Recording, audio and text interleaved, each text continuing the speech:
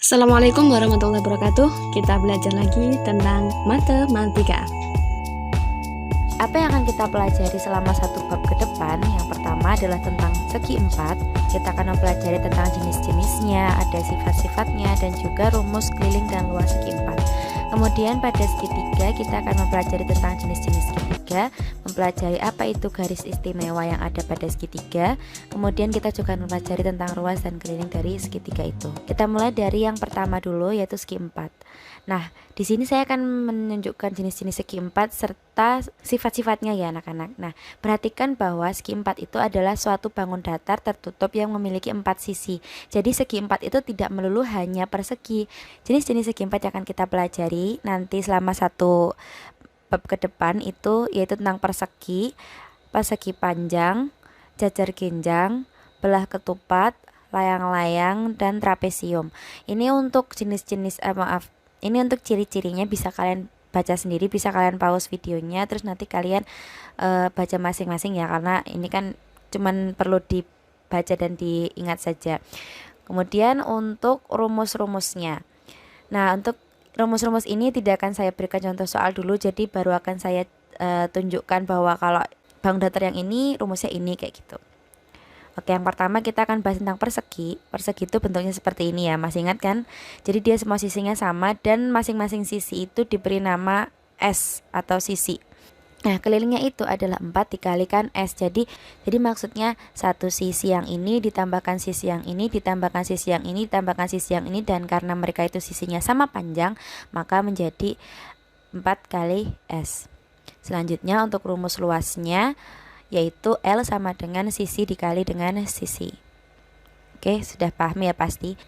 Kemudian untuk persegi panjang, ini ya seperti ini gambarnya persegi panjang, dimana biasanya kita itu menyebutkan satu sisi yang paling panjang itu disebut dengan panjang atau P, terus sisi yang lebih pendek itu disebut lebar atau L, kita tuliskannya dalam simbol. Dan persegi panjang itu memiliki keliling dengan rumus 2 dikali P plus L. Kenapa bisa seperti ini? Karena panjangnya ada 2 ya kan, L-nya juga ada 2. Ini kan sisinya sama panjang pasti. Kalau nggak sama panjang pasti bukan persegi panjang. Kemudian luasnya seperti persegi ya, cuman ininya aja yang beda. P dikalikan dengan L. Berikutnya rumus luas dan keliling segi empat yang ketiga, yaitu jajar genjang. Nah, jajar genjang bentuknya seperti ini. Jadi dia mirip seperti persegi panjang, cuman keempat sudutnya ini tidak sama ya. Jadi yang sama hanya yang berseberangan atau berhadapan aja. Sehingga kita mendapatkan kelilingnya ya sama kayak persegi tadi, karena mereka memiliki dua sisi berhadapan yang sama panjang.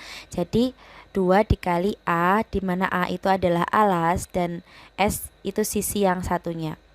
Dan T ini adalah tinggi.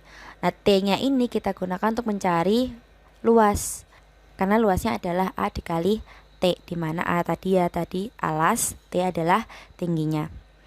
Yang keempat adalah belah ketupat. Masih ingat bentuknya kayak gimana belah ketupat? Ya, kalau kalian sering makan ketupat ini pasti selalu mengingat bentuk belah ketupat. Nah, belah ketupat itu dia agak berbeda dengan persegi, tapi bedanya adalah dia memiliki sudut-sudut yang tidak sama. Jadi kalau persegi dia memiliki 4 sudut yang sama besar, yaitu 90 derajat. Kalau belah ketupat hanya sudut-sudut yang berhadapan saja. Jadi misalkan yang atas ini dengan yang bawah sini. Nah, yang samping kanan, yang samping kiri dengan yang samping kanan sudutnya sama, tapi tidak harus 90 derajat sudutnya. Kemudian yang juga membuat dia istimewa adalah dia memiliki garis diagonal yang membentuk sumbu simetri dan dia tegak lurus. Jadi garis diagonalnya mereka itu tegak lurus. Berbeda dengan garis diagonalnya segi empat yang lain seperti persegi panjang, itu mereka tidak membentuk 90 derajat. Dan garis diagonal mereka dinamakan diagonal 1 dan diagonal 2. Sehingga kita dapatkan kelilingnya 4 kali S, sama seperti persegi karena memang dia bentuknya seperti persegi ya. Oke. Kemudian luasnya setengah dikali diagonal 1 dikalikan dengan diagonal 2. Ingat, D itu adalah diagonal, jadi bukan yang sisi panjang ini ya, tapi yang ada di tengah. Yang kelima, kita dapatkan segi 4 layang-layang. Yang sering mainan layang-layang ini pasti tahu bentuknya kayak gimana, ya. Nah, bedanya layang-layang dengan yang sebelum-sebelumnya adalah dia memiliki dua sisi yang berdekatan, ini dia sama panjang, tapi memiliki 3 sudut yang berbeda. Jadi sudut yang ini dengan yang ini dengan yang ini berbeda, tapi yang kiri dan kanan biasanya sama. Kemudian yang membuat dia berbeda dari yang lainnya juga memiliki garis diagonal yang membentuk sumbu simetri dan tegak lurus. Untuk itulah kita dapatkan rumus kelilingnya 2 kali A plus B. Maaf, ini tanda penjumlahan ya. Ini tanda penjumlahan, maaf sekali ini salah ketik, maksudnya penjumlahan. Kemudian untuk luasnya sama seperti si belah ketupat tadi, setengah kali diagonal 1 kali diagonal 2. Yang terakhir, segi 4 yang kita pelajari adalah tentang trapesium. Trapesium itu ada 3 jenis, ada trapesium siku-siku, trapesium sama kaki, dan trapesium sembarang. Dilihat dari sudutnya ya, ini kan ada sudut siku-sikunya. Nah, kalau ada 2 sudut siku-siku seperti ini, maka dia disebut trapesium siku-siku. Kalau dia memiliki kaki yang sama panjang atau 2 sisi yang ada di samping-samping ini sama panjang, maka dia disebut trapesium sama kaki. Nah, kalau suatu trapesium itu tidak memiliki 90 derajat atau memiliki 2 sisi kaki yang sama, maka dia disebut trapesium sembarang. Tetapi meskipun memiliki 3 jenis seperti ini, rumus keliling dan luasnya sama ya, jangan bingung. Untuk rumus kelilingnya kita dapatkan keliling sama dengan semua sisinya dijumlahkan. Kenapa saya tulisnya ABCD? Biar gampang aja, intinya ke semua sisinya itu dijumlahkan. Karena dia ada 4 sisi, ya udah jumlahkan 4-4-nya semuanya. Kemudian untuk luasnya kita dapatkan jumlah sisi yang sejajar. Nah, sejajar itu maksudnya seperti apa, Bu? Ini A ke B dan B D ke C itu kan arahnya sama-sama dari kanan ke kiri atau kiri ke kanan, sama-sama menyamping dan lurus. Nah, itu namanya garis yang sejajar.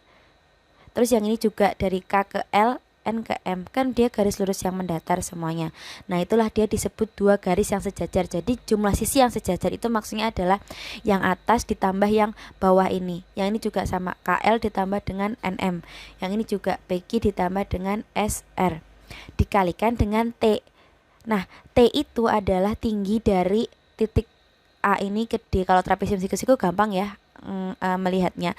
Kalau trapesium sama kaki, nanti di sini ada satu garis bantu yang membantu kalian melihat bahwa di sini ada tinggi dari trapesium itu. Dibagi dengan 2 nanti. Jumlah sisi yang sejajar kali tinggi dibagi 2. Lanjut, kemudian kita mempelajari tentang segitiga. Nah, sebelumnya kita akan pelajari dulu tentang jenis-jenis segitiga. Yang pertama, berdasarkan sudutnya, itu segitiga dibagi menjadi 3. Ada segitiga lancip, segitiga tumpul, dan segitiga siku-siku. Kemudian berdasarkan sisinya juga dibagi menjadi 3, yaitu segitiga sama sisi, segitiga sama kaki, dan segitiga sembarang. Ini saya tunjukkan contoh segitiganya. Untuk segitiga siku-siku biasanya bentuknya seperti ini. Untuk segitiga lancip kan biasanya itu ke semua sisinya itu lancip seperti ini. Dan kalau yang tumpul ada satu sisi yang dia itu tumpul ya, lebih dari 90 derajat kayak gini. Ada juga segitiga sama sisi itu berarti ketiga sisinya sama persis panjangnya.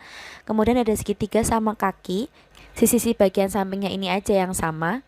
Dan segitiga sembarang. Segitiga sembarang itu sisinya tidak beraturan, tidak sama panjang. Nah, sekarang kita akan mencari tahu bagaimana cara mencari luas dan keliling segitiga. Rumus luasnya itu didapatkan dari rumus persegi dan jajar genjang ya. Dari mana rumus luas segitiga itu berasal? Luas segitiga itu kan rumusnya setengah kali alas kali tinggi. Nah, kenapa dibagi 2 atau dikalikan dengan setengah seperti ini? Itu sebenarnya berasal dari, perhatikan gambar ini ya. Nah, segitiga ini kan berubah dari awalnya segitiga kemudian menjadi jajar genjang, yang sebenarnya jajar genjang itu juga berasal dari persegi.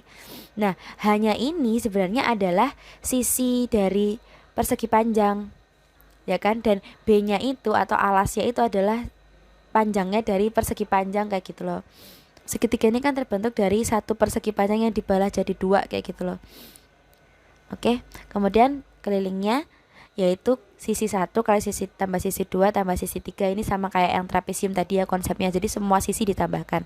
Karena sisinya segitiga cuma ada 3, berarti kita jumlahkan ketiganya. Nah, kalau kalian hanya mengetahui sisi-sisinya pada soal, jadi di soal tuh nggak ada nggak ada alasnya, nggak ada tingginya, tapi hanya diketahui sisi-sisinya, kalian bisa mencarinya dengan rumus L sama dengan akar dari, ya bisa kan baca sendiri, S dikali S min A dikali S min B dikali S min C. Dimana S-nya itu buat kalian bingung, kalau ABC-nya ini kan pasti sisi-sisi segitiganya ya. Kalau si S-nya itu adalah panjang setengah keliling. Jadi kalian cari dulu kelilingnya, kan udah diketahui nih tiga sisinya. Kalian cari kelilingnya, kalian bagi 2, masukkan ke rumus ini.